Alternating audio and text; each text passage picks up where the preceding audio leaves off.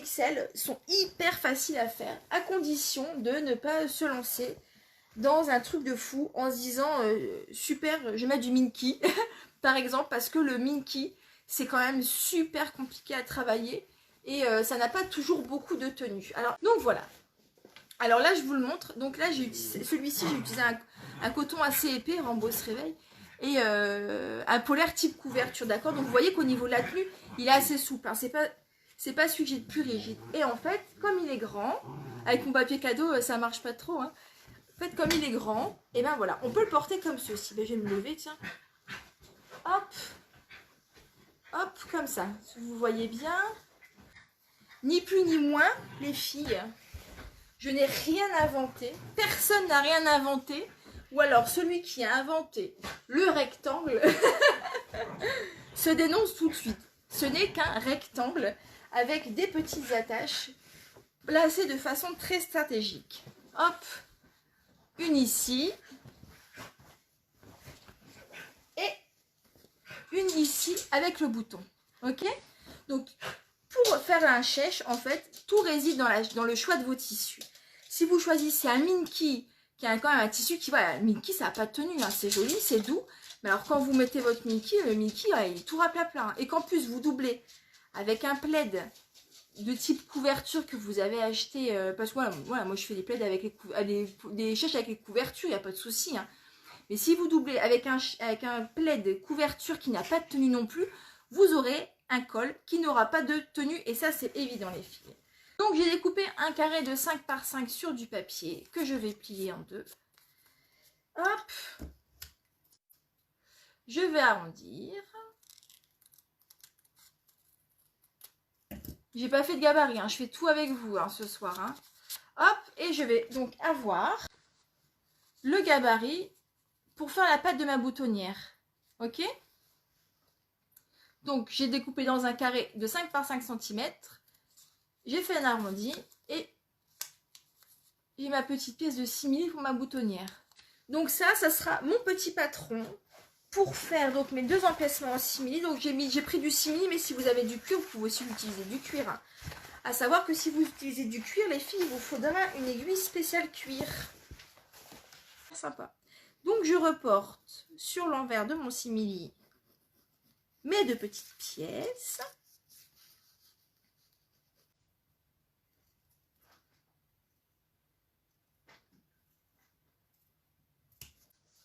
Alors, donc je découpe un rectangle de 5 par 30 cm. S'il y a trop, je rectifierai après. Hein. Donc je vais le repasser.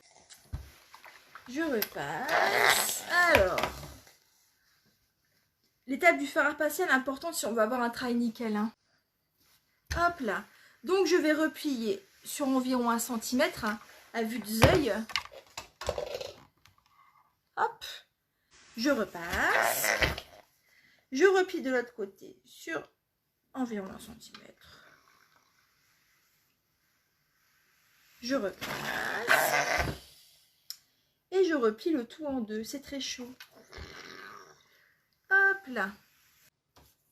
Alors donc, j'ai fait donc un petit cordon et je vais venir piquer de chaque côté au plus près du bord.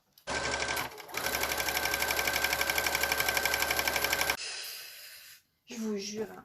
Donc alors, mon rectangle de 30 par 5, 30 cm, voilà. Je le coupe en deux. Et je vais venir, hop, le plier comme ceci et le placer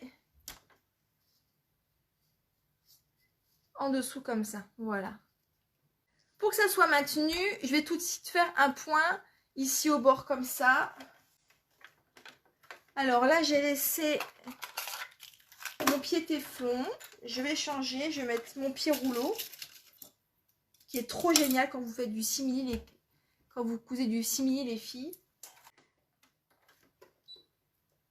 Hop là. Alors.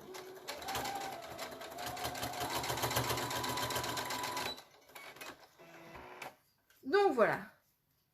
Donc j'ai fait une petite couture, tu vois, au bord comme ça. Alors, comme je disais des bêtises, donc l'étape la plus critique, elle réside à ce moment-là, en fait, c'est qu'il va falloir enfiler ta petite sangle dans les trous du bouton, le passer de l'autre côté, et sa couture blanche. Donc voilà, donc j'ai mis mon bouton, c'est un petit peu, comme j'ai un peu malmené, non ça va, mon petit bouton, et je vais donc venir le piquer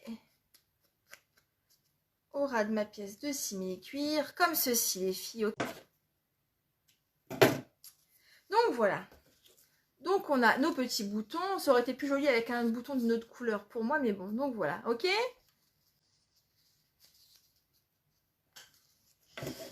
Alors ensuite, on va placer tout de suite nos petits boutons sur notre rectangle. Alors, donc en fait, le principe du col, on est d'accord, c'est un rectangle. Et quand on le plie, en fait, ni plus ni moins, on le plie comme ça, hein, d'accord? C'est tout bêtement ça. Donc en fait, on va mettre, sur cette pointe ici, on va mettre notre petit... Je sais pas comment ça s'appelle d'ailleurs.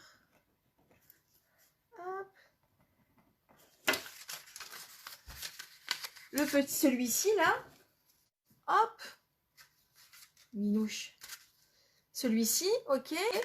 Donc de ce coup-là, l'autre petit bouton, le bouton, il va se retrouver ici, ok. Et en fait,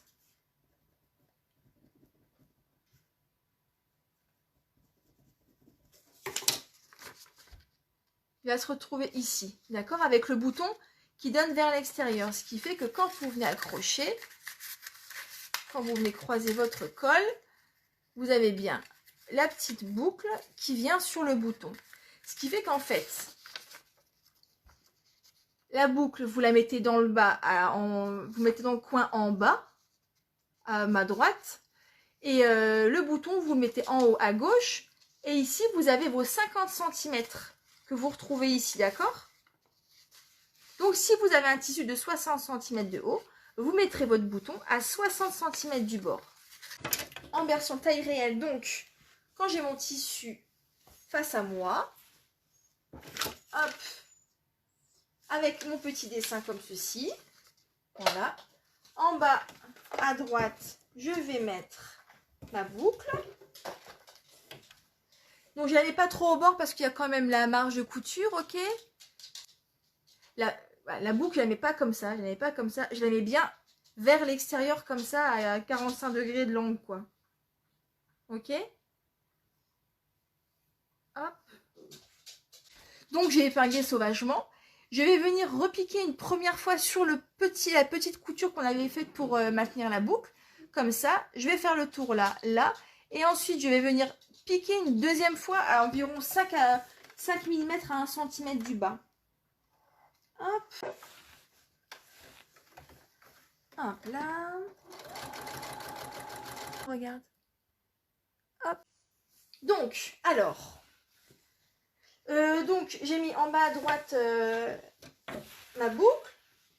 Donc, en haut à gauche, à 50 cm du bord, je vais mettre mon bouton avec le bouton qui regarde sur l'extérieur. Donc, j'ai ma règle. Je mesure 50 cm. Hop. Clac. Alors, hop là. Comme ceci. Et au niveau du bord, je l'ai mis à peu près là. Hein. D'accord? Pour laisser la marge de couture. Donc, hop, je tourne. Je vais repasser sur ma première couture.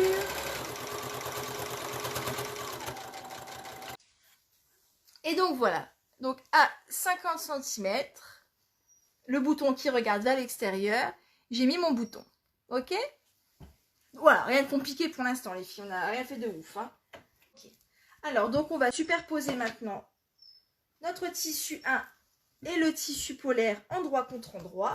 Donc comme je vous ai dit, comme j'ai utilisé du polaire couverture et que c'est un peu fourbe, et ben de ce coup là, je découpe mon polaire une fois que tout est épinglé. Comme ça, j'ai pas de mauvaise surprise de tissu qui se déforme ou qui me fait des trucs un peu étranges. Alors très important, quand vous allez coudre, avant de coudre d'ailleurs, je vous conseille fortement de rentrer votre boucle et de venir l'épingler pour pas qu'elle se prenne dans vos coutures, parce que ça, quand tu dois tout découdre parce que tu as pris la boucle dedans, et ben ça fait suer. Donc voilà. J'ai ratatiné ma boucle. Hop. Je vais venir mettre le coin dans le coin, donc on est endroit contre endroit. Et là, ça va être le moins drôle parce que comme ça bouge beaucoup, mais ça va aller, hein. Je vais prendre des aiguilles.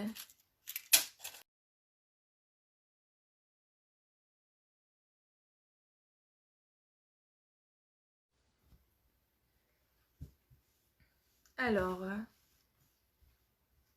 donc, je vais pouvoir découper mon polaire.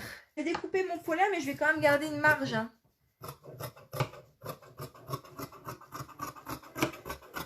Et vous voyez de l'autre côté, j'ai la surpiqûre de la couverture polaire. Pour l'instant, je la laisse, je la couperai à la fin.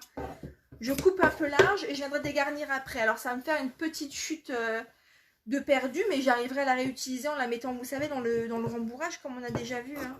Alors, on va coudre tout autour et on va laisser l'ouverture sur le côté où il n'y a pas le bouton. D'accord ? Hein ?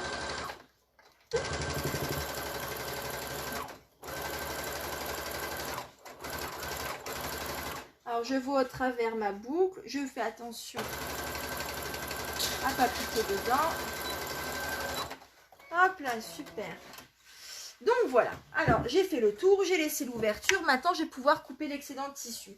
Si vous avez une surjeteuse, c'est le moment de l'utiliser, de faire chauffer la surjeteuse en coupant tout l'excédent de tissu. Alors, ce que je peux vous conseiller, c'est que voilà, le polaire couverture, il peut parfois aussi se déchirer étrangement, voilà, comme ceci là. Hop, c'est de faire un point zigzag, vous doublez avec un point zigzag tout autour, sans faire forcément de point de surjet, hein. Un zigzag autour classique, ça ira, c'est juste pour permettre au polaire de ne pas s'effilocher. Et là, regarde, tu vois, là, j'arrive près de l'ouverture, voilà, j'ai laissé du large, hein. Donc, par mon ouverture, je vais retourner le fameux. Hop, je vais pouvoir retirer la petite aiguille que j'avais mis pour maintenir ma boucle. Il ne nous restera plus qu'à faire la couture invisible ici. Hop, donc c'était comme ça. Hop. Le tissu se met naturellement. Je vais mettre des petites pinces. Ah. Le bouton sur l'épaule. Hop.